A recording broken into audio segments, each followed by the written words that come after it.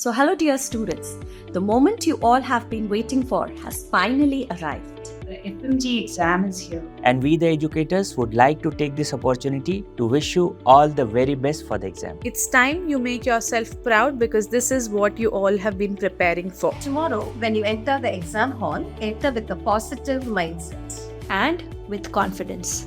Don't feel pressurized because we know you are capable and knowledgeable. And you also know that you are confident about your preparation. All you have to do is stay focused and give your 100%. We are confident that you will rock this exam. You have this burning desire inside you to crack this exam with a great score.